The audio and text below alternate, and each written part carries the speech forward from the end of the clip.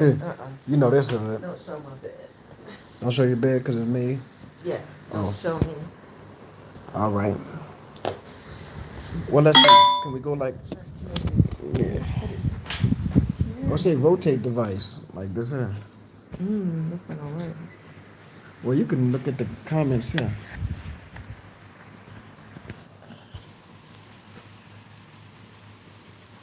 Okay. Ain't nobody jumped on yet. Okay, man. Nope, It might no. be load shedding. I mean, I think it's all our people. no, it's not yet. Well, not Oh, over here. not over here though. Yeah, Both of us aren't gonna get in here like this. that's fine because we won't be Hello, long. whoever the nice two people are. Shout out to the nice two people. I caught a live. Hey, what's going on? Unfortunately we won't be long, but we just wanted to We jump won't be on. long. Let me see if I Yeah, can. we want. That's how we're gonna do Is it. that uncomfortable for you? No, we're good. We're good. We just want to be able to catch the comments. I don't know how else we're both gonna fit into this like shot here Yeah, I don't on know. this phone, but this will Hey do for Kim. me. Hey Steve. Tanya. Hey Hello there. again. Yeah, we decided we're going to jump on live because we got to make this announcement Yeah. about. Okay, let's start. We got to start it off right because we just jumped in here and Well, we go started ahead. off right up. Ooh, look at my stomach, girl. Uh-uh. Girl, you got my stomach out you like that. Man, People look, think I'm I huge. can't do all this. All right. Put a pillow there. All right, fellas, you on our side. I made you. And we are back again with another quick, a new baby. Lord have mercy. A No. new baby? Don't put that on us. We can't afford no more children. Absolutely not. I know, indeed. I can't wait till these children 18. Lord have Right, mercy. right, But right. it's your brother Side, and we are back again with another quick video or quick live. So make sure you like, comment, and subscribe, and hit that notifications bell so that you'll be notified when we drop new material on this channel. Secondly, in terms of housekeeping, I got to give a special and a significant and a particular and a peculiar shout out to my South African family for all the love you guys have shown this channel. My wife, myself, my children, we greatly appreciate it. Third, in terms of housekeeping, bam, bam, bam, just like that, y'all been waiting for the location of the meetup. The location of the meetup. The location of the meetup. Oh, why 3 times? Y'all ready? Bam, bam, bam. Just like that. Everything is 3. 3 is the number of completion. 3 is the number of completion. 7 and 9 and 11. 1947. Vilakazi. January 28th at 2 o'clock. 1947. Vilakazi. January 28th at 2 o'clock. Was that the third time? No. Okay. 1947. Vilakazi. On Vilakazi. January 28th at 2 o'clock. At 2 And o'clock. we are going to laugh loud. We going to talk loud. We going to eat, drink, and be merry. And we going to do something radically simple and revolutionary. Radically simple and revolutionary. I said radically simple and revolutionary. It is radically simple to sit down with your family, your friends, and your loved ones to eat, drink, be merry, talk loud, pontificate, argue, get to know each other, laugh, and hang out with each other. That is radically simple. But it becomes revolutionary when you become. Well, I hit myself hard. I Right know. now. Go It becomes revolutionary Calm when you yourself are down now. intentional about where you place your rands. When you put rands in black hands. Bam, bam, bam, just like that. 1947 on Vilakazi. We taking it to Soweto, baby. We taking it to Soweto, baby. Yeti. Now here's the thing. The reason why it took us so long because I had to negotiate. Negotiate. Negotiate. Then people said, how many you got coming? I said, I don't know. They said, well, How many you got coming? yeah. I said, well, let's say 15 to 20. So that's what he stuck me with. So, and I paid the deposit or whatever based on 15 to 20 people. So I know it's usually more, but he started saying, if you do it this time, you have to push it back to 3. You might have to push it back to 4 because this is a pretty busy restaurant. So basically, if we wanted to be at one table, we had to say 20. Right. Now, so here's what I need, family. Here's what I need. Info at oneWaySA.com. Info, INFO. What did I say? Dr. Size community really love yours. Thank you so much. INFO at oneWaySA.com. Please, if you plan to come, the first 20 people will be guaranteed the seat. But I know it's going to usually be more than 20 people. Yeah. So you won't be necessarily at the table. You'll be in the building, but not necessarily at the table where we could what do you say, Southwest Town? Yeah, Soweto. Keep talking. Yeah, so where we could actually be in the you might be in the vicinity. Yeah. But you won't necessarily be at the table. So and you might be in the vicinity. This place is packed. I mean, every time we go, it's like a long line. And did you make a reservation? No. Man, yes, indeed, it was packed in there today on a big Sunday, and we had to wait. We come and bring in business, and he was like, and the manager was trying to hurry up and get us a seat. He was trying to put us in front of people who had already been waiting. But then the waitress come and she started hating. Yeah, she was like, I ain't been waiting. Oh well, they are. Oh, lady, be quiet. What you doing? You see, we working out something here. What you? Right. Yeah, Lord have mercy. So 1947 on Villa Cottage, January 28th. That is next Saturday at 2:00. That's where we'll be. I know it's only 26 people in here, but we'll keep this live up, and I'm sure once load shedding is over, people will be able to see it. But that's what we'll be. 1947. We going to Soweto, baby, or Soweto. Yeah, and have us a good time out there. So yeah, let's talk about Stage 6 load shedding. It is stand-up comedy session show. Y'all know what's the funniest thing? Is here's the truth. Like, here's the truth. If you meet me one-on-one, I'm very quiet and reserved.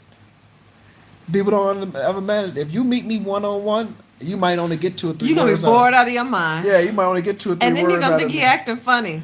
And because, remember a lot of people knew you in New Orleans as being like a poet, a performer. But when they met you in person, it was like, oh. He's nothing like what he is on stage. Nothing like the performer. But if you put me in front of a crowd, I come alive. So I don't have stage fright. I got like individual people fright. You know what I'm saying? It's the weirdest thing. He can't do small talk, y'all. I can't do small talk. I'm the queen of small talk. Adrian, people when they meet us, they end up talking to Adrian the whole time. They be like, "Why is he so quiet? Why he don't say nothing?" But you put me on the stage in front of 200 people, and I just light up. I don't know what it is. I just get quiet. So we're opposite in that way. We're opposite in that way. Yeah, I like new sub. All right, new sub. Right. Knowledge is power when applied. What a name! I mean, let's do a big talk on stage. Then just do a big talk on stage. Yeah, I mean, I don't have any problem getting in front of 200-300 people, 1,000 people, and getting on stage and just laughing and talking and just being myself. I hosted shows. That's just, but and make the crowd laugh. And make the crowd laugh. But you get me one-on-one, be like, Doc, and they're expecting me to be like on. Off.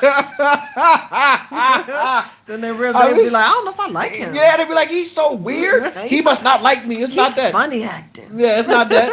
I'm really a quiet person. I'm a poet. Like I can show y'all. I don't know if you a quiet person. I think you took it a little far on that. Okay, but y'all see that? See that microphone on my arm? That little homemade tattoo. All right. That one you got a gangster who do your tattoo for you. Got that jailhouse tattoo. Jailhouse. Yeah, with a jailhouse tattoo.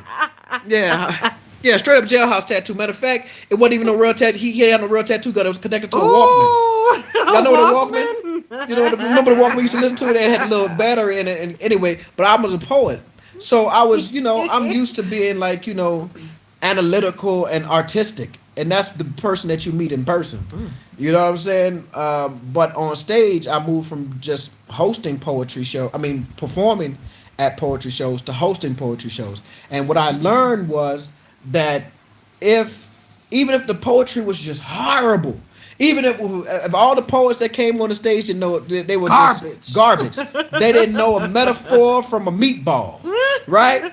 If it was, but as long as I could get up there and host the show and introduce them and make people laugh in between the horrible poetry, people will continue to come back out. You know what I'm saying? And listen to me. And they be like, "Oh man, he's a great blah blah blah. Boy, you so funny and blah blah blah." So, but I've never written a joke in my life. This is all just improv. It's all. Right. But anyway, so let's see. I saw Miss PLC. What's going on? How you doing? I saw you Oh, now, no, just so let's see. How is load shedding treating you guys? Say, listen. The stage 6 got serious because it really got serious because we were unable. It got serious. Yeah, it got serious. Yeah, I wasn't. I'm not about that. I'm not about that. We gotta stop that. It stopped our internet from working. Yeah, now the internet provider's talking about due to load shedding. It stopped our. That's why we ain't. That's why we ain't posted in 4 or 5 days. Stop. It stopped our internet from working. I'm sending the messages like, I work from home. I have things to do. I was like, nah. Homework is due.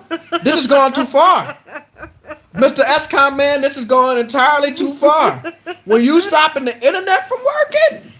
No, man. What are we supposed to do? I'm saying this is. I was flabbergasted. I was outdone. The kids don't even know what to do. What are we supposed to do? I'm like, there's a whole pool. There's a. The children pulled out paper and started writing. 94.7 the Cosby. So what? Yeah, I won't forget the meetup 1947 on Villa Cosby. Yeah, the children started pulling out papers and started drawing and writing stuff that they had never done in years because they had to, you know what I'm saying? Like they rediscovered like imagination. You know what I'm saying? Man, I've never seen anything like this, man. The internet went out. I got toys and we're playing outside again. I was like, what? They went and bought toys, man. The children went and bought, look at this. Man, the children went and bought toys. Yeah, they went and bought toys outside playing sword fighting and yeah, man, we had nothing. And then the TV, DST TV and stuff is connected to the internet. Yeah. So I couldn't even watch TV. You can't even stream my shows. And the phone's no good. My data ran out. I'm just sitting here like, this is prison. Looking to satellite. Yeah, I'm going to look into something else. Yeah, I'm going to look We need a backup plan in the This house. not going to work, yeah. Yeah, it was like jail. It was like jail. We just had to get in the car and ride and go different places. Just... The kids, we're going again. Yeah, we got to go. Yeah. We got to go do something. So I say back to basics. I ain't never been at basics. I ain't never been at basics. Anymore. I've been with the internet since 20 years. We've been rolling with the internet. We tight. You know what I'm saying? I couldn't scroll my Facebook feed. I couldn't check my Instagram. You know, and that's how my mama keep up with me. Hey, video from the Congo is showing Congolese miner. Huh? Some rock they found? A rock? Like a diamond? I don't know.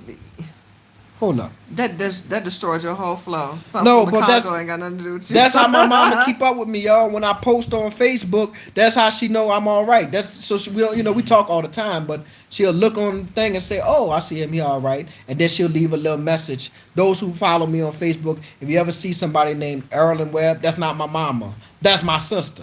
But my mama don't have her own Facebook page, so she be going through my sister page and she'll leave a little comment. Love you guys, AK. That's my mama name is Audrey. AK.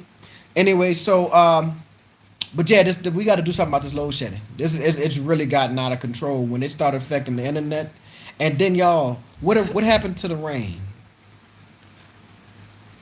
Well, they didn't discover vibranium. No, oh my goodness, a joke. Y'all, what happened to the rain? No, you do not get to complain now, because when it was raining a lot, we were like, I'm so sick of this rain. No, we need that rain back. It hasn't rained in a while, and it's hot. Man, the pool's starting to dry I realized up. that Josie could get this hot. Man, I'm talking about, yeah. Who knew? Yeah, it's hot. It's hot. And it'd be uncomfortable. I was hot and uncomfortable and miserable because when we have an inverter, but the inverter don't run the ACs, so we got this little fan here blowing. That good stage 6 though. Yeah, I'm in the bed, butt naked, looking like a beach whale. To try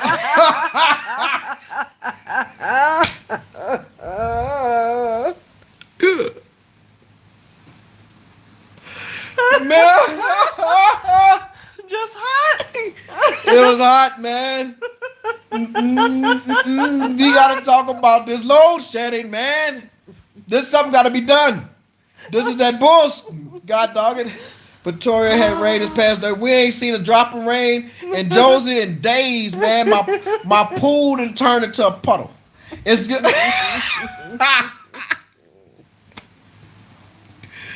Man, we gotta get some rain. We need some rain, cool it down. You know, cool it down just a little bit. Let the rain hit cool it down just a little bit, man. What y'all do? What y'all look? I need my South African family to check in, man. What y'all do when it's hot like this, man? You know, when it's hot like this and it's load shedding, what y'all doing, man? How y'all not fighting in the street? Cause I'm telling you, they said 50 Cent said summertime. 50 Cent. Oh, the great philosophical musician Curtis Jackson, aka 50 Cent. 50 Cent said, "Summertime in the hood is the killing seasons. It's hot out this. That's a good enough reason." Right? I'm trying to figure out why the crime ain't shot up in Joburg, because I'm telling you, every summer in New Orleans, when it get hot, oh, it just be like, somebody gotta die. Summertime in the city. Summertime in the city. That's the truth. They got songs in New Orleans be like, it's gonna be a hot summer, and it just be like, Lord, please let a cool front come in, because they gonna kill up everybody. That's gonna be a whole lot of shootings. Low patience. Man, I'm telling you, how y'all don't have road rage and all this heat, man? They might need better insulation. Wait, let's look at some of these. Let's read. Okay, we'll read some of the comments. When it comes up on the screen, it just goes. It go away so fast. Where the window fans? Come on, we got to bring the hood here. We need the window fans. Facts. We actually just need screens so we can open everything up. Yeah. And just let the breeze come through. But because we don't do bugs and whatnot. All right, so let's go back. I see buku little comments. Buku. All right. Somebody said, new baby, they playing big old games. Oh, I want to go there. I wish I was there. You got to come through. Townships, Casavas, big old facts. 1947 on Villakazi Street, Soweto. Dr. Assad is a comedian. We really love you guys. Thank you so much. We love you too. So Wito, is that what he said? I might be saying it wrong. Dr. Assad need a stand-up session. Show with you as the only act. Lord have mercy. Evening, y'all. Holy lady. Shout out to y'all. Shout out to you. Knowledge of power when implied. Okay, that's that brother with the name. Hey, family. Oh, there's a sister with the name. Do something. Then let's do a big talk on stage. Okay, we coming through. We trying to read these comments. Stage 6. I hate ASCOM together with who is Ranko? Somebody tell me who's Ranko. How is load shedding treating you guys? Like red-headed stepchildren? We all have our skills. Beautiful family, I see your boys are getting settled and comfortable in Mzanzi. Yep. Metaphor from a meatball. Yeah, it's about coloring books, colored pencils. Man. Read physical books. Throwback. Yeah, that's right. Look, as God is my witness, we went to the bookstore and bought them books. Yes. Because we had no internet. So they had to do something. They weren't going to drive me crazy. We went and bought books. My son bought a book on... Toys, books, and everything. Yeah, toys, books. My son bought a book on starting a business. And I'm really, like, for those... like, he wants to be an entrepreneur. And I really appreciate that he's willing to pick up a book and read about it. Mm-hmm. You know? Because I can't tell him nothing about being an entrepreneur. I'm not that, you know? Hey, a video from the Congo is showing a Congolese miner showing a rock they found that creates electricity. Well, bring it here so we can plug it into one of these generators and keep this AC and stuff going. They should load shed the sun and leave the internet alone. This heat is out of hand. Facts. And somebody said discover vibrating. It is a scorcher. South Africa better get there before the West does, and y'all load shedding problem will be over. Laugh all the way. Like I said, you have a laugh all the way here in Atlanta, USA. All right. Swimming pool is the answer to this heat right now. Facts. It's only a matter of time before people start protesting against load shedding. They may need better insulation for houses. They use materials that match European environments rather than the African environment. We're the window fans. That's what we need. Doc, jump in the puddle. Gotta get in the puddle. Joburg mosquitoes are too cute to bite. Y'all can sleep with the windows and doors open. They make bricks that are supposed to be better insulation for climate dioxide. People survived 1,000 years before electricity. You know the Amish in Pennsylvania don't use electricity, be it cold weather. You guys will survive. I'm not Amish. That's them people, man. I don't know nothing about them people. Of course, we didn't say we wasn't gonna survive. No, man. We kind of want to be comfortable though. No, man. Listen, There are people survive thousands of years without medical care. Should I stop going to the doctor when I'm sick? Man, we gotta. Right. We can't. We got. No, man. No. You survive. Yeah. Yeah. We ain't die. I will survive, even though I know I'll stay alive. I got all this my. This how low we setting the bar now. You know, as long as I live. Got people like, did you die though? That's what I'm saying. Did you die though? Man, look, I was traumatized. It was hot, but did you die though? Man, let me tell you, it's hot here. But see, in August before we came here, it ain't Houston hot. Ooh, y'all. That's not Houston. Y'all, hot. Listen, man, I was looked like three different people. My face was so tanned and dark from the sun in Houston. It was like 110 degrees. I don't know what that is in Celsius. I don't know how to convert that, but 110 degrees. It was like scorching hot there. And then my arm, because it used to hang out the window when I was driving, it was as black as this watch right here, man. I was like, Jesus Christ, Houston, Texas is out of control. It really but right now, Josie is burning up. But it ain't nothing like Houston. Nah. I'll take Josie weather over. Let me tell you, Doc should make a deal with Escom, no electricity, but leave the internet. I ain't gonna lie, I can't do that. I can't do that. I need the internet and electricity. You gotta have both. Let me tell you something. I need internet, electricity, and water, and I'm good. Yeah, I don't even really need the gas and the stove. I don't need that. You know what I'm saying? I can go out and cook something, or eat fruits and vegetables. But I definitely need that internet. Still smiling. Oh man, listen. It ain't that bad. It ain't that bad. We from right. We not that bad. Yeah, but ain't that bad. But what else has been going on? That's why we hadn't been posting, man. We literally ain't had no internet. And then to post on your phone burns up so much of your data or whatever have you, and you be dataless and can't even make no phone calls. So, but what else has been going on in our world? We went out to 1947 Vilakazi today. So y'all make sure that y'all come out Saturday, January 28th at 2:00. But let me tell you, the first 20 of y'all. The first 20, please email info@onewaysa so I can have the first 20 already on the books, right? So to secure your little seat, do y'all have a Starlink available in your area? I don't know what Starlink is. Tell me what that is. I don't know what that is. But so we could have your name on the list, so we could be like, okay, we got these people, and anybody after those 20 may not be able to sit at the table or whatever. You can more than welcome to come, and they'll seat you in and around us. It might be downstairs, that type of stuff, because this place is really packed, but the food is really good.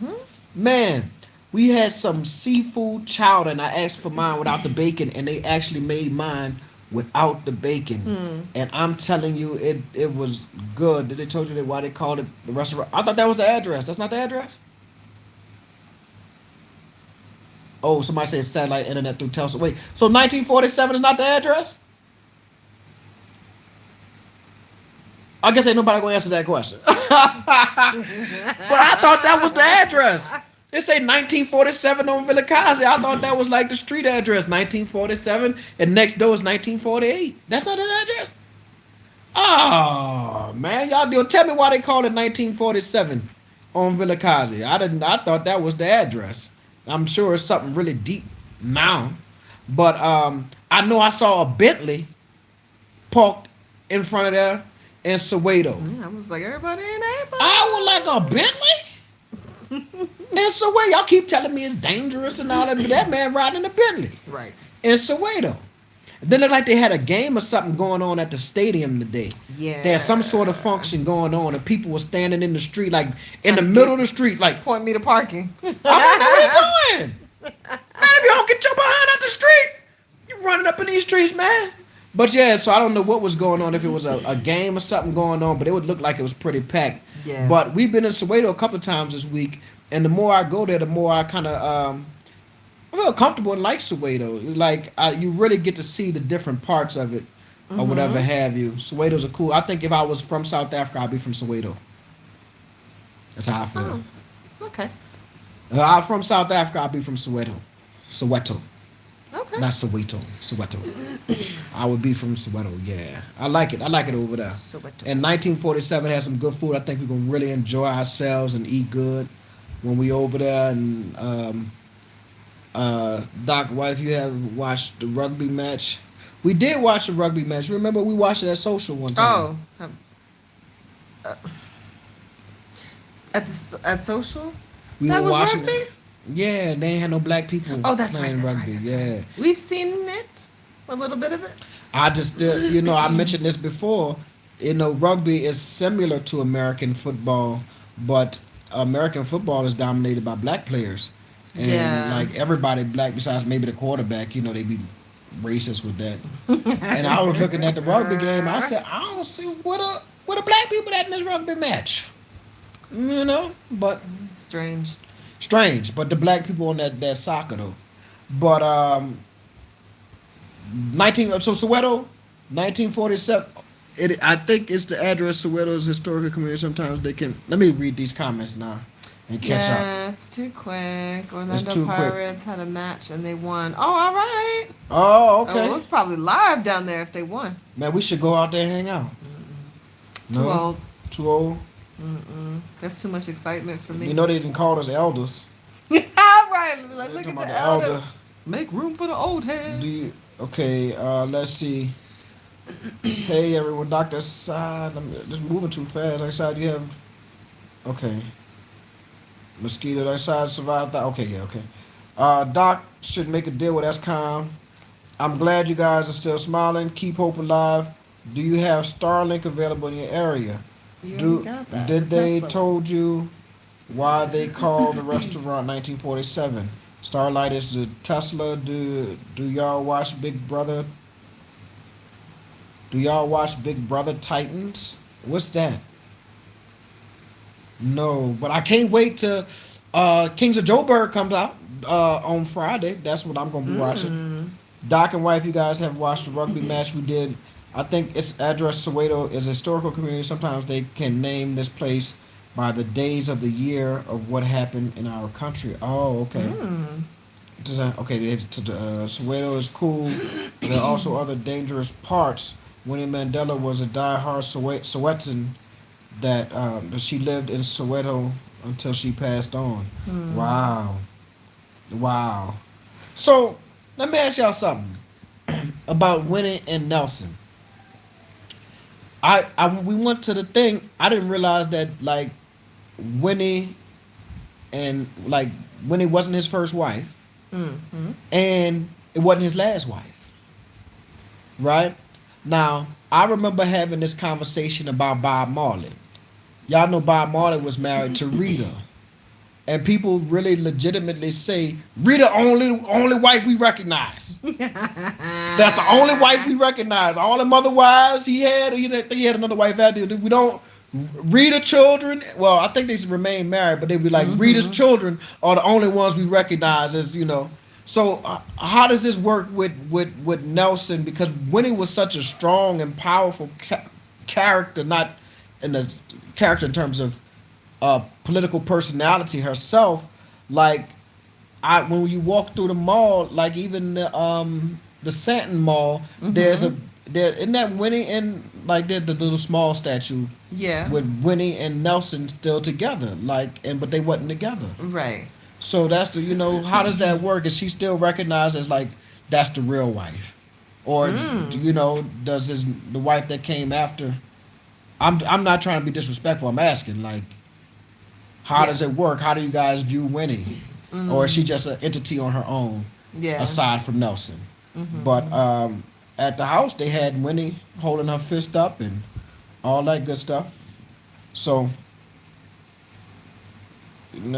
So you never go to Winnie's house. African Americans should form a conglomerate and build a power generation station. That should be an opportunity to invest. Okay. When kind of Chiefs, that's a big fan. Winnie was the second wife, right? He was working for the ruling party while he was in jail. Winnie is a struggle hero. All right. Mm-hmm. So, do y'all recognize the? Did he have a wife? Didn't he have a wife after her?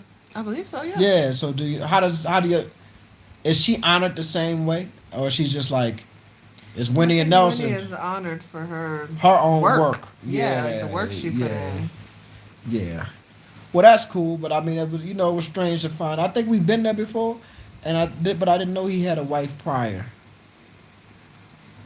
Third biggest in the world hospital in Mm. Soweto. Yep. Oh, they had the biggest hospital in the world. So Third biggest. oh, who knew that? I don't know if did they say in the world or did they say All right, oh First Grace. They in said something, Africa yeah, and because you third remember biggest in the world. they remember saying his wife was married to another African president before she married Nelson, Yeah. or maybe she married another president after. That's the reason Winnie and Mandela became a power couple. That moved too fast. When a struggle, all right, in Mozambique. Okay, Got it. got it. So, but anyway, you ready? Want me to hold it? Yeah. I'm trying to reposition. Of course. Man, y'all know we done got so comfortable. We been laying in the bed on the live. But so yeah, 1947 on Vilakazi, January 28th at 2 o'clock. I want to make sure I put that out there over and over again, and we'll try to put out another video on Tuesday. Hopefully we don't have any more internet troubles or whatever have you, because Inshallah. this stage 6 right now. Huh? No, it's back It's down. back down. Yeah. Say, man, they gotta stop that. Mandela was married to Garcia Merchant, the widow of Samora Marshall. What president he was at? I mean, what country he was a president of? The Michelle person. Michelle. Marshall or Michelle? Missed it. I'll try to catch it the MARCHEL. next time the comments. The comments come up. Yeah. No, can't you just? Oh, Lord have mercy. No. Live chat right there. Yeah. Or maybe not. Maybe not. Nope. Sorry. We don't talk much about his first and second wife. Mozambique. Oh, Mozambique. Okay, Mozambique. All right. And what else is going on in SA this week? Do y'all watch the Kings of Joburg on Netflix? So they had this first season that came out, looked like a couple of years ago, and the brother Shona, he died, man. I think he died of corona or a heart attack or something. He died during corona, and that was sad because like the Kings of Joburg was such a well put together production, and I think his wife is Connie, Mm-hmm. Connie Ferguson, Mm-hmm. and I mean they were like this power couple, like he was on TV, they were producing stuff or whatever have you, but the Kings of Joburg was like really entertaining, and then it took like forever. Well, obviously Shona passed, so that probably threw a monkey wrench in all that they were doing, but Mm-hmm. yeah, he was a big man, Shona. Yeah. Shona was, man, it was sad. I couldn't believe it. I couldn't believe it, man. That was a very sad day, man, when I saw that. Kings of Joburg's dropping on the 27th. That's right. So, I mean, I'm going to be up all night, binge watching. You know what else comes out on 27? What? On Netflix, I think it's called You People with That sounds racist. Eddie Murphy, Nia Long, Lauren London, some other people in it. And she married like a white boy? No, it has nothing to do with race or anything. Oh, no, I saw a movie with Eddie Murphy, and he got one where he married, like his daughter married a white boy, like a guess who's coming to dinner type stuff. Oh, well, maybe that is it. I don't know. Oh. I was like, oh, that's coming out. Let me watch that. But yeah, so we really looking forward to watching the Kings of Joburg, and I'm mad at Netflix for canceling Queen Sono, because that was a good entertaining show too. It was entertaining. Yeah, and it was the first time. Let me tell you something, y'all. That was the first time Shantytown is on Netflix. I saw that.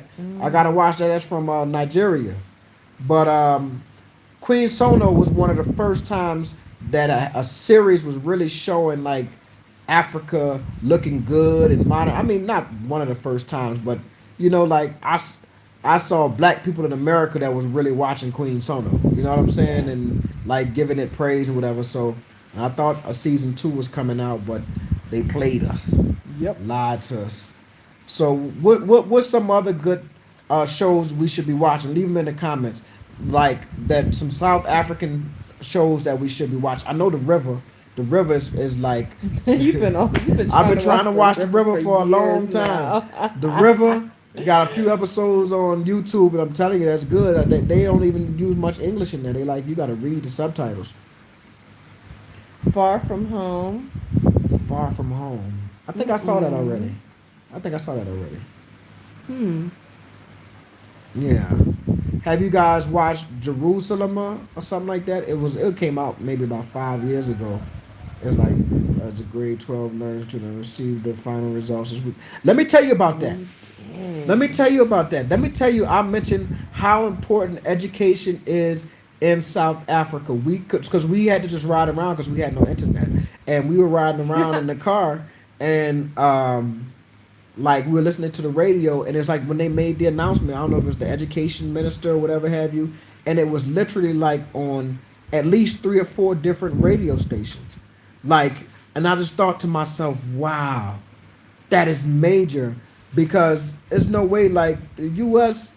That's as much as people think education is important in the U.S. They wouldn't have the results of the SATs or whatever have you on the radio, and let alone on several different radio stations.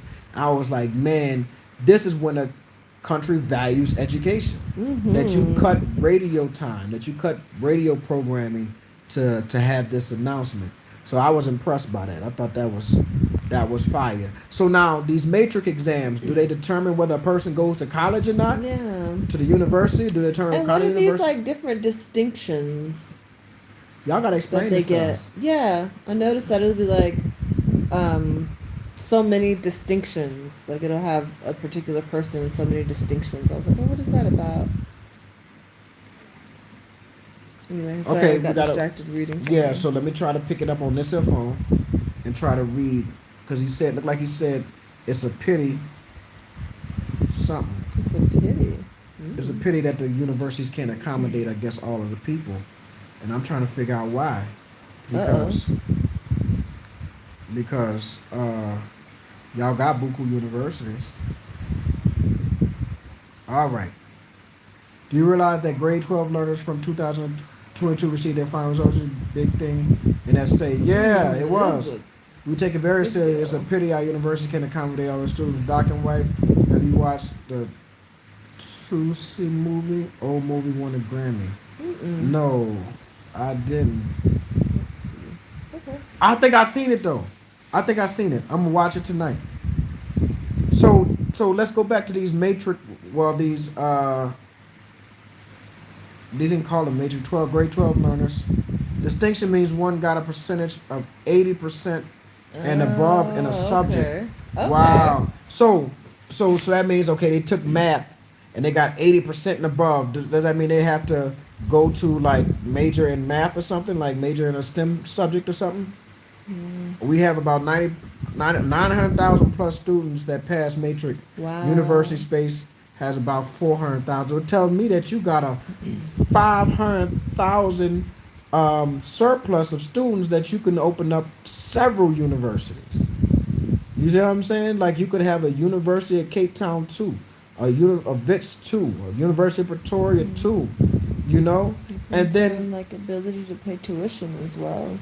not I see what you're saying. Not enough accommodation, meaning like maybe the housing and stuff. No, maybe just not enough spots for students in universities. So what y'all do with all these learners?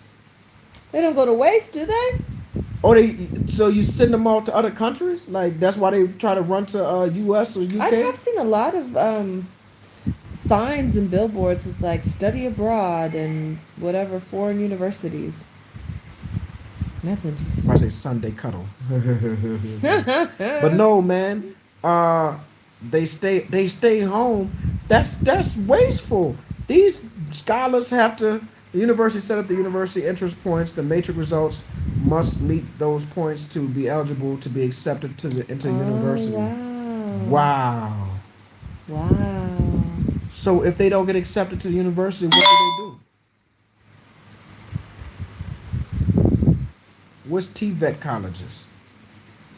Like technical school, like tech school, like plumbing and electricity and electricians. No, man, we gotta do something about this, man. That it seems to me that you can't allow all that brain power to go to waste. And CT, we have UCT, Stellenbosch, UWC, and CPUT. The government does not have enough money to build more. They're planning to build two universities. Schools. Yes, technical. These options are going to university or TVET college. There's options of going to university TVET colleges that accommodate them. Universities only take the best of the best, so mostly students with distinctions get accommodated. Let me tell y'all something. I'm gonna tell you, and this is just my opinion. In the U.S., it's whoever can pay. It was whoever can pay. So I'm gonna give y'all a quick insight into Dr. Assad, Brother Assad, Mr. Assad. I was not a great. My mom is a teacher. My father is a minister. Education was super important. Up until 5th grade, I was a straight A student, as God is my witness. I got into middle school, all that caring about school. I was worried about girls and the clothes and smelling good and how I looked and all of that type of stuff. By the time I got into high school, my mama was just, baby, can you get a C for me? Can you just pass? Can you pass out of this class, please? Don't embarrass me in front of these white people. Please, just study something, pick up a book or do something. So I graduated high school, like, not with the greatest GPA, but it was a black university, Dillard University, that saw my scores on my ACT and said he has potential. He ain't no student, but he ain't a dummy, right? And I'll get to these comments in a second. He said he ain't no great student, but he ain't no dummy. So I ended up at Dillard after I got expelled. Listen to what I'm saying, family.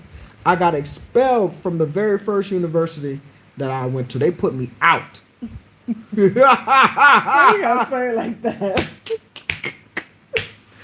They put me out.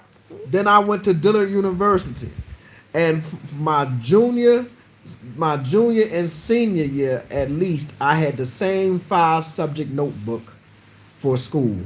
I never was a great student.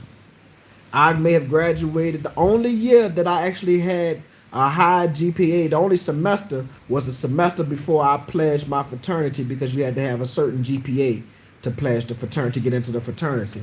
That's the only time I buckled down and applied myself, right? So I graduated I graduated with an average GPA, with a bachelor's degree. Bounced around in life for a while or whatever have you. And to make a long story short, I'm Dr. Assad now. I have a legitimate PhD because I went back to school as an adult, right? As an adult, well, I was married and children and everything. That's when I went back to school and I was able to focus and actually produce like a student is supposed to produce. I'm saying that to say there has to be an opportunity for people like myself. You know what I'm saying? So it's very personal now. It has to be an opportunity for people like myself. I would never be working at VETS, and all the stuff that I was doing in the U.S. had not I had the opportunity to actually go get an undergrad degree, number one, and then decide later on that I'm going to focus and work on a master's and then focus and work on a PhD or whatever have you. And if you look, like I said, if you looked at my grades, you would say, PhD? What? Not him. No, ain't no way in the world. But I was able to do it. And I think that you're going to have a lot of students here, a lot of people who are who don't get into, university or get into, they call it varsity, who you'll look up at 35 and they'll realize it. They know their potential, and they'll actually have the potential to be your next scientist, your next researchers, your next whomever. And they really, so I would hope that there's an opportunity for them at some point, and if going back to, if that means that they have to go to the US or to Canada or to the UK to get the opportunity to go to school, then that causes a brain drain here in SA, right? because some of your best and brightest don't actually happen at 18 and 20. They happen at 40. So some of them hit their peak at 40. Some of them, some of the people just take. I needed time to mature. I was having a good time in school, and I wasn't worried about no study this book. You got this assignment, do write this paper, and all of that type of stuff. That was the furthest thing from my mind until I was older. And I was like, oh, I actually enjoy learning. I actually enjoy writing papers. I actually enjoy reading and researching and all of that good stuff or whatever have you. So hopefully, essay finds a way to incorporate the late bloomer into the system, and that's just my take on it because it hurts my heart. Spiel. Yeah, it hurts my heart to think that somebody at 18 who didn't do well on the exam. And we'll go back and read these comments. Somebody at 18 who didn't do well on the exam didn't get into university, so now they have to either go to technical school or maybe end up working, like a less glamorous job or whatever have you. And they really have all the potential in the world. It may just take the right. I needed mentors. I had a mentor that influenced me to go get a PhD. Sometimes it's the timing, family. It's timing. So let's see what these comments say. What they say. Oh, go ahead. Oh, you're not on that. Okay, you on something else. No. I got you. I got you. All right, let's see. Let's go back. Love you guys. Hoping you enjoy. Okay. There's options, University TVET. We have some colleges that accommodate them. Universities don't take the best. Okay. Yes, I love you guys. Hope you're enjoying the country. We love it here. Yes, TVEC indeed. is technical vocational schools. To us, funding is not the issue. We have the National Student Funding Scheme. The government pays for students from poor backgrounds. That's wonderful. The only way to secure space in the university is great marks. And I would have never been in the university. Period. I'd have been pushing a broom at McDonald's or robbing somebody's house. Funding is not too extreme. Yeah, robbing somebody's house. Yeah, funding is not a problem, but admissions are. Most South African universities, their fees are covered by a taxpayer. That's beautiful. TVEC colleges are community-based colleges, predominantly in black communities. The approach was to absorb the kids who couldn't get into universities. There are private colleges, universities and colleges also, like Varsity College, Rosebank College. Okay, do they take people who don't get the best marks? College also accepts students who pass their grade 9 STD 7. I don't know what that means. What made you want to pursue your doctorate? I'll tell you in a second. Most students don't get a second chance. Most hope to get good grades to get into university. True, Doc, same here. First rejob form, prepare them. Yeah, it's the month, 7th month of the Islamic calendar. Oh, okay. Doc Assad, you always spit knowledge and example. Thank you. Okay, you answered the doctorate question. No, I didn't. I'm going to answer it for you. For adults to complete university qualification, they must apply for mature age exemption. Secondly, they have the process what's called recognition of prior learning.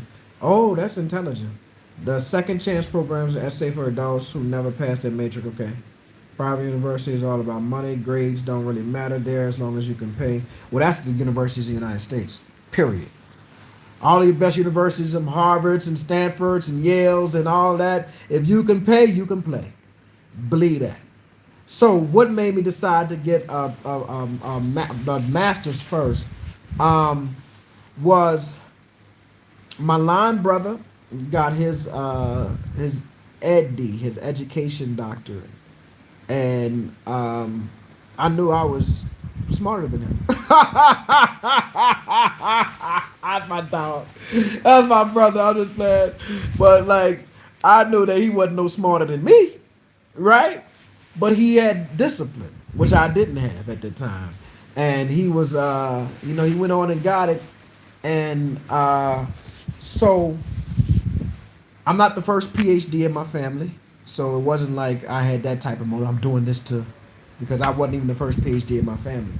But I was sitting around, I guess, and Adrian had her master's, and I had some children, and I'm telling them to do good in school, and I was really like a horrible student. So I wanted to kind of redeem myself.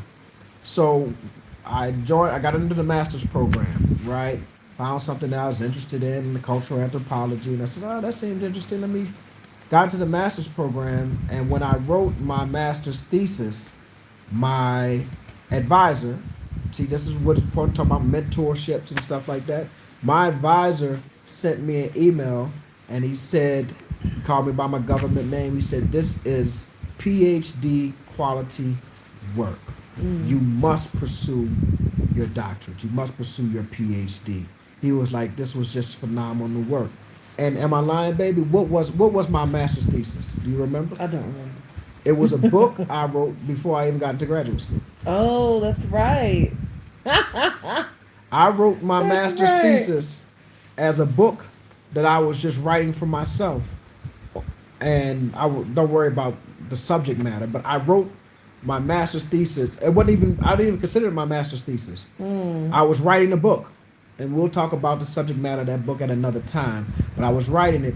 Then I decided later on, not even thinking about the book, to go back to school. And when it was time to decide, like the subject of my thesis, I said, "Man, I got this book over," and I took portions of the book that I had already written on my own and turned it in as my master's. I made some additions. And I'm not just saying it was just like copy paste. Yeah. But I made some additions. But the bulk of it, about a good 70% of what I turned in as a master's thesis, was something that I had written as just a lay person with some ideas. You understand?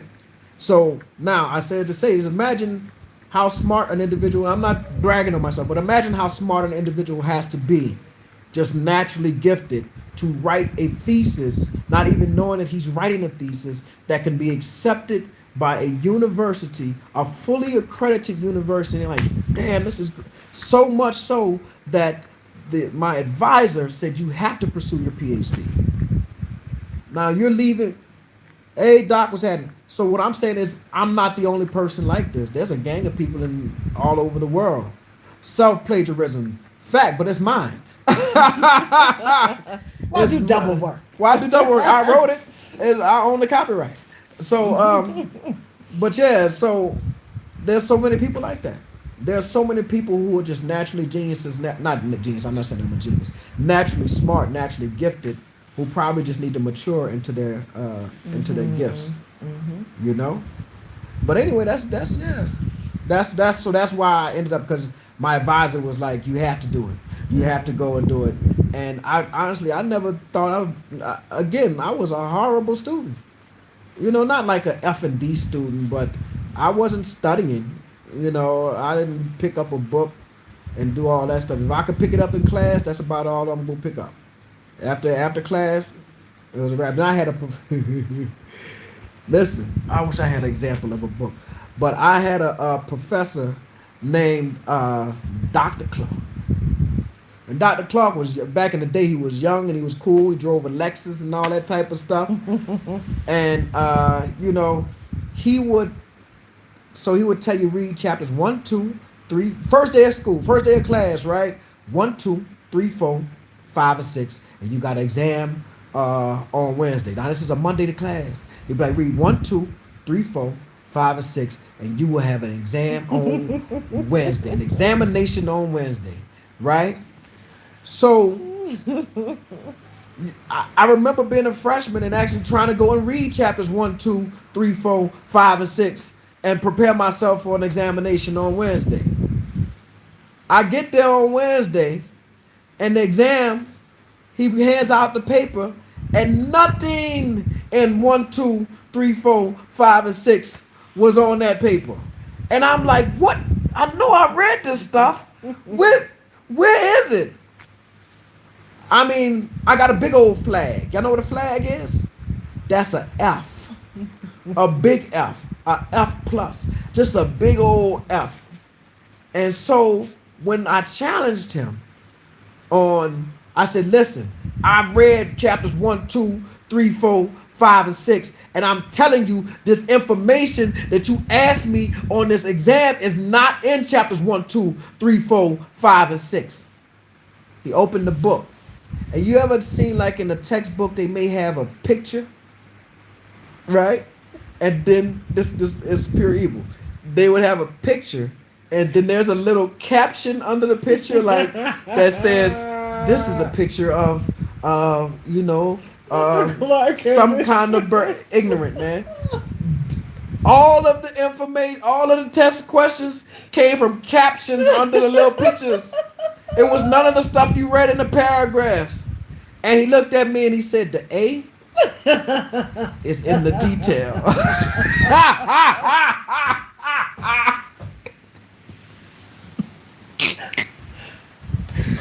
Man, man, you know how many people got F's messing around with Dr. Clark? Man, y'all gotta know what I'm talking about. You'll read a textbook and they have paragraphs in the middle of the page, right? And there'll be like a little picture on the side, and it'll have like 3 little lines in the caption. His whole exam was based on pictures and the captions. Man, read the captions next time. Clark was so funny. Say, man. He always did stuff like that. Yes, indeed, Lord. Let me get this We the all plug have up. stories of Dr. Clark. Yeah, man. Man, Clark. Everybody got F's at midterm. Everybody got F's at midterm. Hey, and try to explain that to your mama and your daddy why you got an F at midterm. Because your professor, you know what I'm saying? I read chapters 1, 2, 3, 4, 5, and 6. I did. Nah, man. So he did stuff like that, man. But that it's funny now, but that's discouraging as hell to a student. Boy, that's discouraging, man. That's like, oh, bro, why you do stuff like that? And then he would give us, listen, he would give us 20-page papers every class. So you would have 20 pages, a big F. I'm talking about an F plus. He would give you 20-page papers, right? So somebody said that is cruel. It is cruel. 20-page papers. He wouldn't read them. He wouldn't read them. You turn them the first thing in. Okay, put it this way. You got 15 people in the class, and they all give you 20-page papers on Wednesday. How you read 15, 20-page papers by Friday? All of them come back with F on them.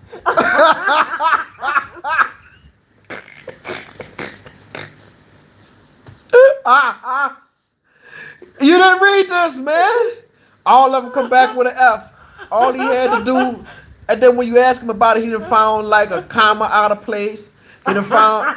This is not, y'all got to keep in mind. This is really before like computer. This is like 1997.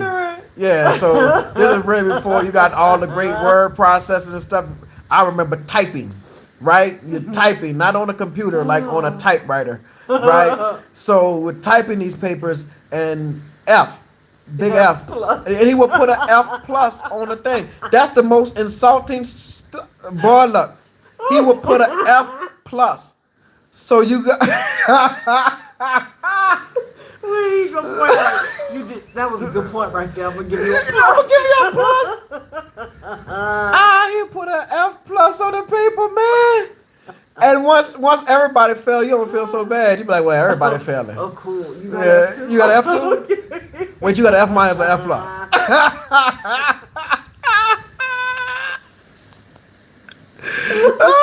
Wait, somebody said he had a professor that would put a check by your name. Like, you got a credit for a check by your name.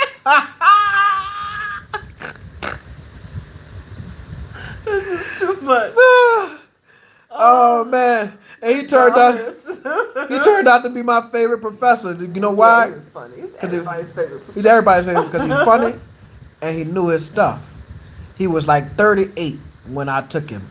This is 1997. Really? Yeah, he was like 38. Clark was in his 40s. No, 38 is almost in your 40s. But when I first took him, remember I got there before you.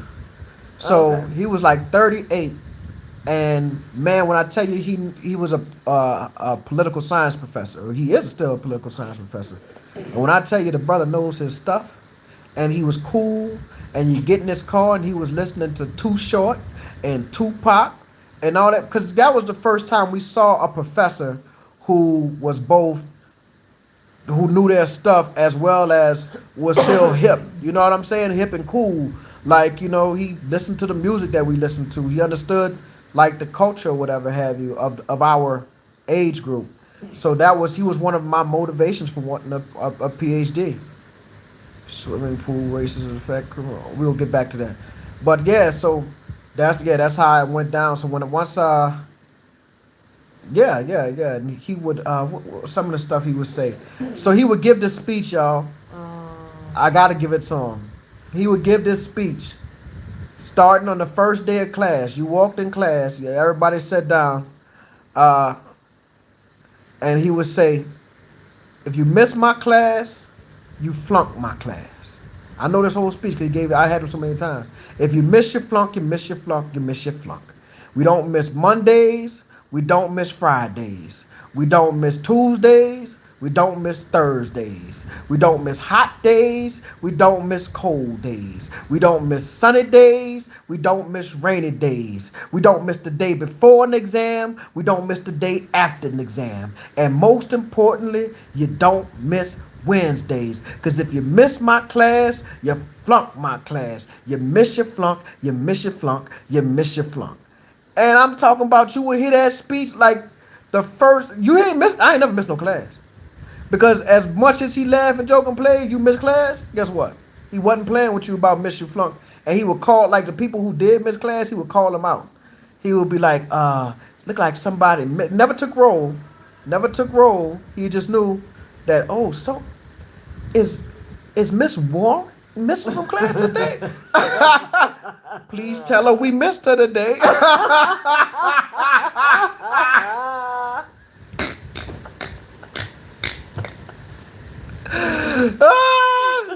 Miss Warren about to flunk. Let me tell you the beauty of a black school. Let me tell you the beauty of a black school. I remember I had another professor. Her name was Dr. Dorothy Smith. Dr. Dorothy Smith was a history professor, and I'm supposed to be in her class, and she could look out her window, and she saw me sitting on the Avenue of the Oaks, which is like sitting on campus, right? When I'm supposed to be in her class, and I think I was at the time I might have even had a little alcohol in my hand. That woman walked out of class and came and got me to come to her class. Now, what type? That's when you don't get that at them big primary. What do you call them?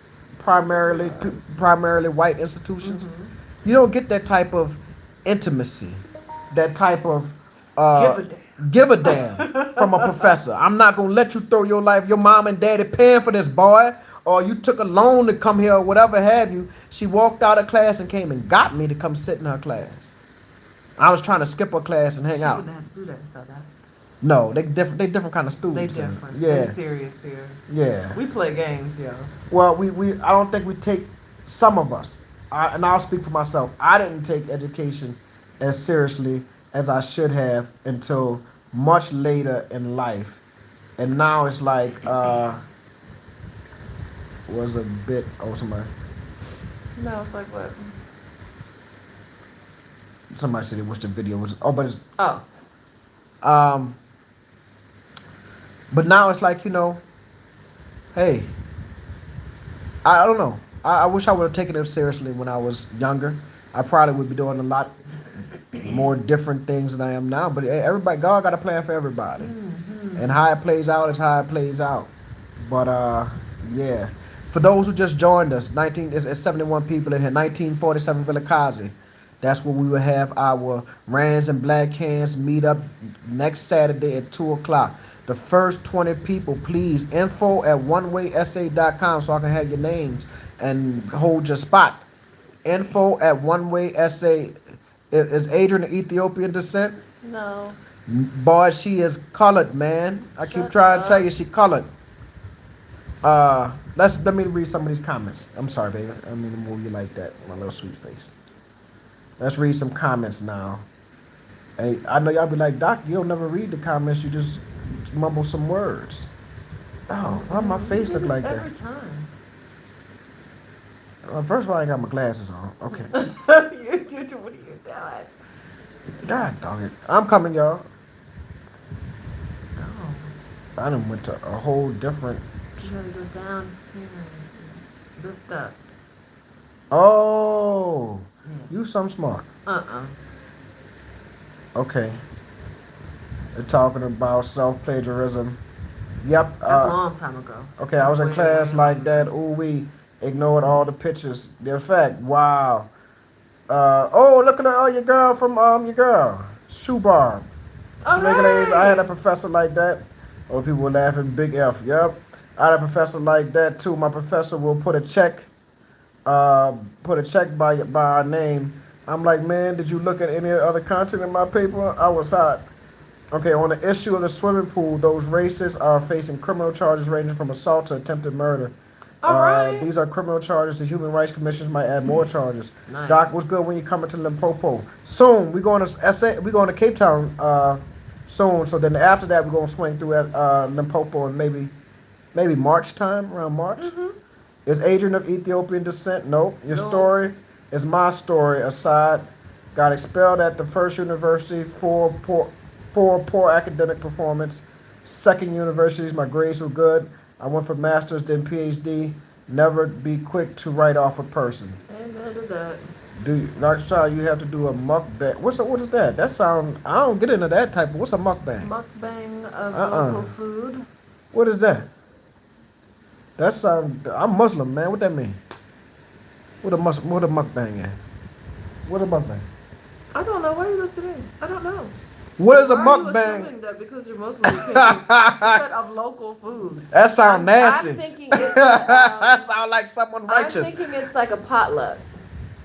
Oh. That's my guess.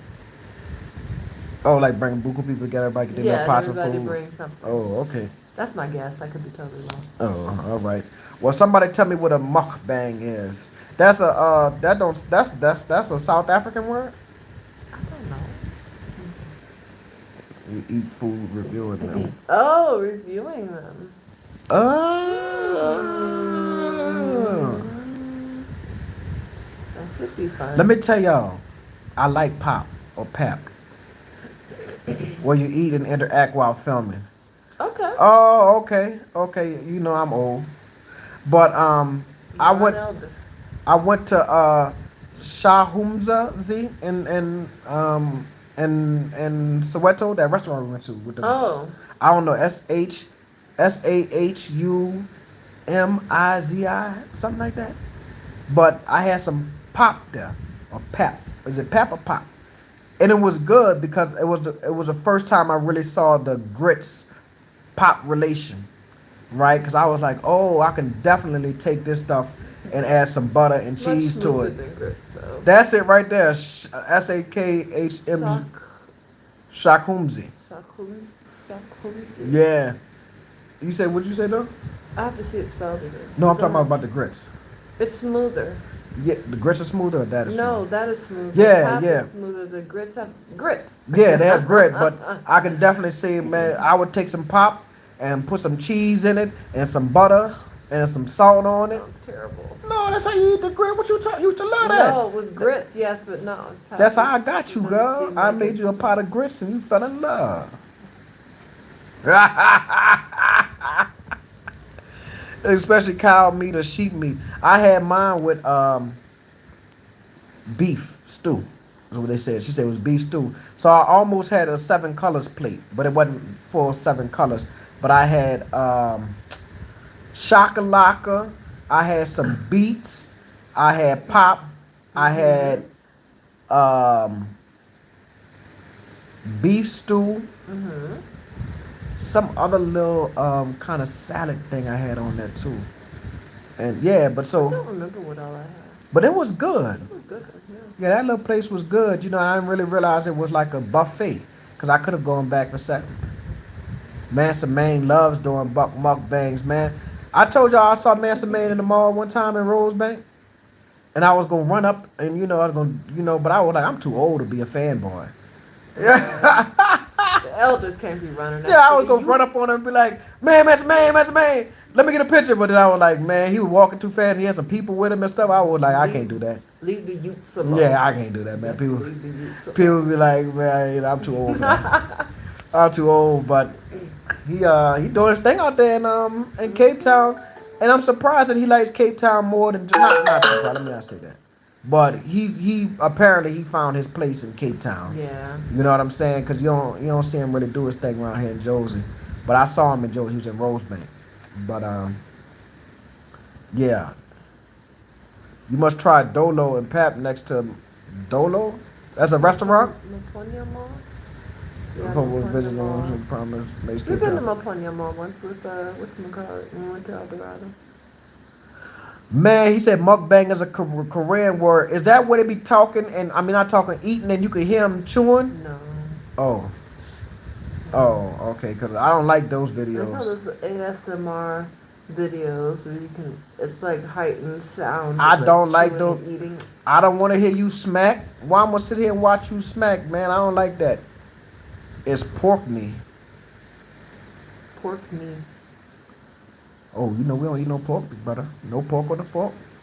But yeah, the videos where the people like got a video that my son be watching, like an Asian woman. She be eating all kind of weird stuff, and she like. You just eat too much and it's so gross. He said, "You do, Doc. How many YouTubers can write books and documentaries?" I must have missed that. But yeah, man. Oh yeah, speaking of the book, Dreams of My Ancestors. I'm sorry, baby.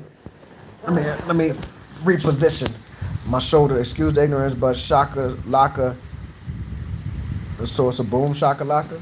I wonder. He said shaka laka, the source of boom shaka laka. Cause that's a we be saying that. Nobody pointing with the children pointing at what's going on. Maybe the people will think. Okay, we about to get off here. But the book is coming out. Dreams of My Ancestors. I'm very late. Y'all can tell I'm not working on my promotion skills as I should.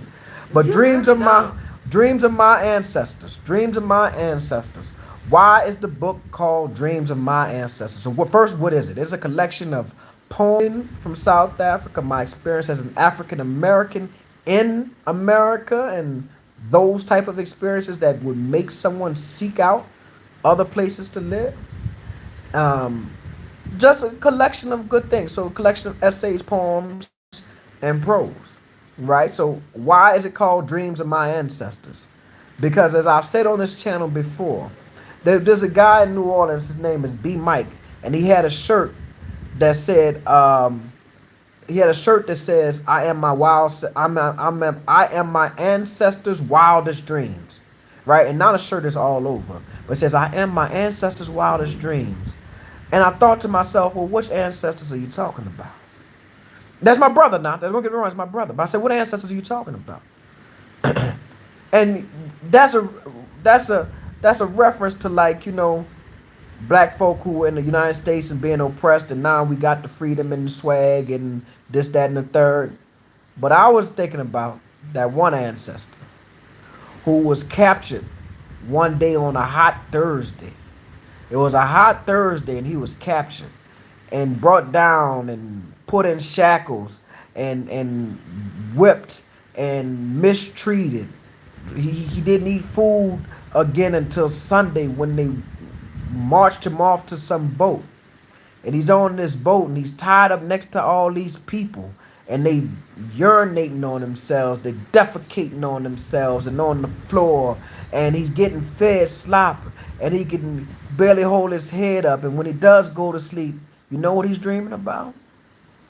He's dreaming about the woman that he left before he got captured.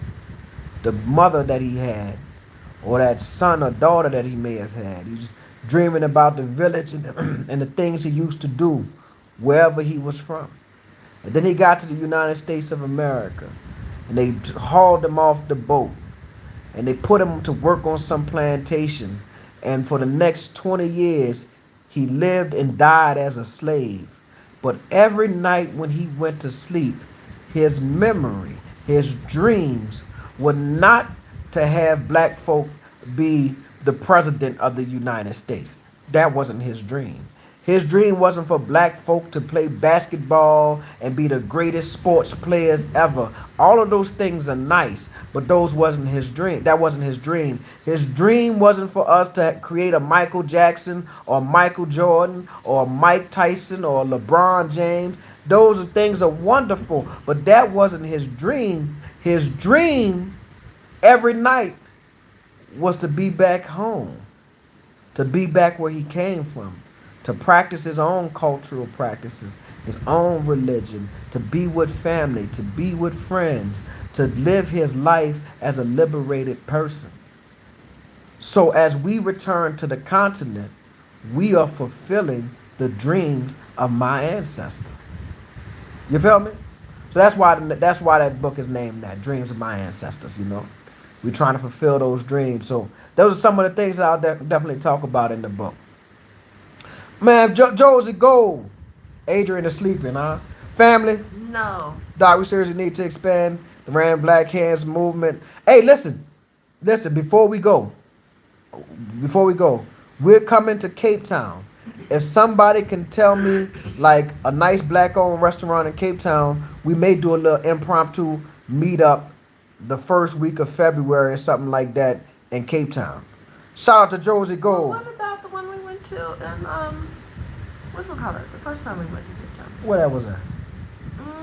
Boca. Bismillah. Bismillah. That's black on they black? I don't know.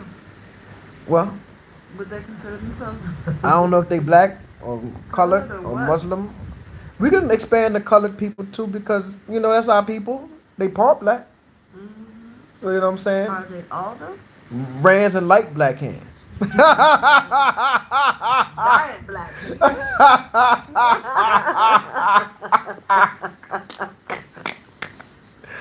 Family, we about to go, man. We about to go.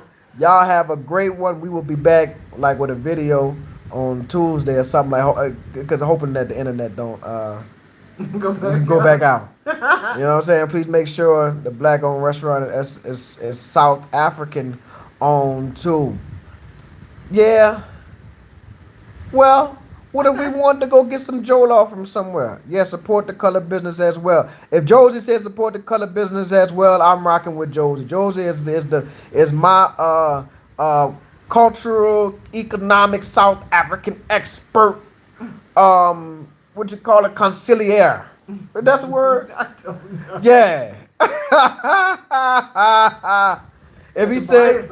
If he said support is cool to support a colored on restaurant with his rands and black hands and that, if he says it's cool, we cool with it. But we should meet at Bismillah. Bismillah is a nice restaurant. Oh, your girl. Olympus Cafe. Olympus Cafe. Yeah. Yeah. Is it still open? I don't know. I don't know. If Cape Town family, if y'all know if Olympus Cafe, it's still, yeah. Ooh. Cafe. But it's a cafe. It's so tiny. It is small. There's not much room. But that woman treated us so nice, and she hugged our children, and she was such a loving woman. You know what I'm saying? South African people really some loving people. Shout out to them. You know. But they said the only South African owned restaurant. Okay, what if they're a resident of South Africa? Like, what if you know what I'm saying? You know what I'm saying? Like they permanent residents or whatever have you. They've been here 20 years. Yeah, I'm Y'all saying. like New Orleanians.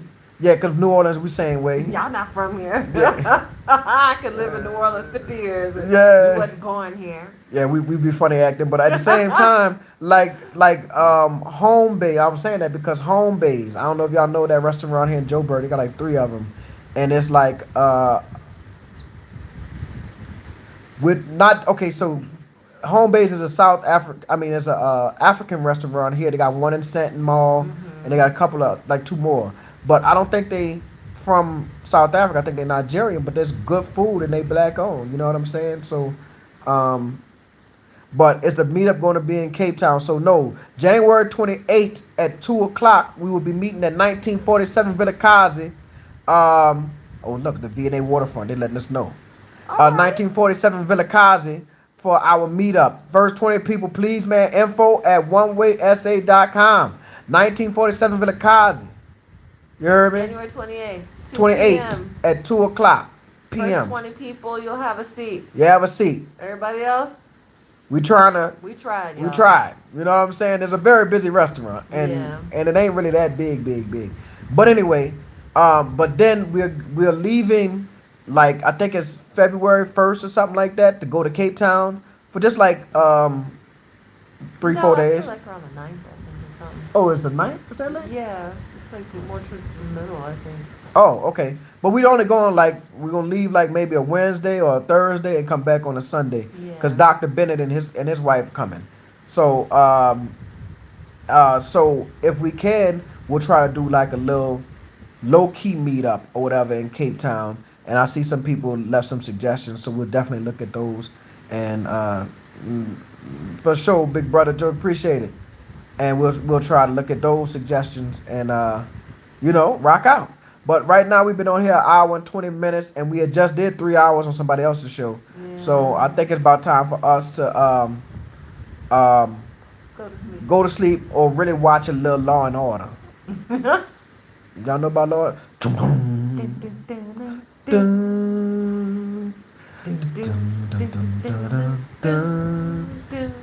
That show been on my whole life. Man, seems like listen. That show has been on since I was a child. My parents used to watch. Yeah, and let's don't let it be a Sunday in New Orleans and you mess around at 10 in the morning and wake up and turn over and turn your TV on and see a Law and Order marathon. Your whole day is over. You supposed to go to church. You ain't going to church. You're supposed to go to the second line. You ain't going to the second line.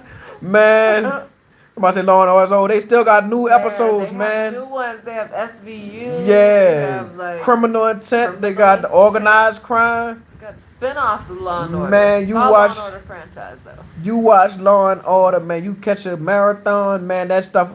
It'll start at 10 in the morning and it'll run to 10 at night. That's 12 hours.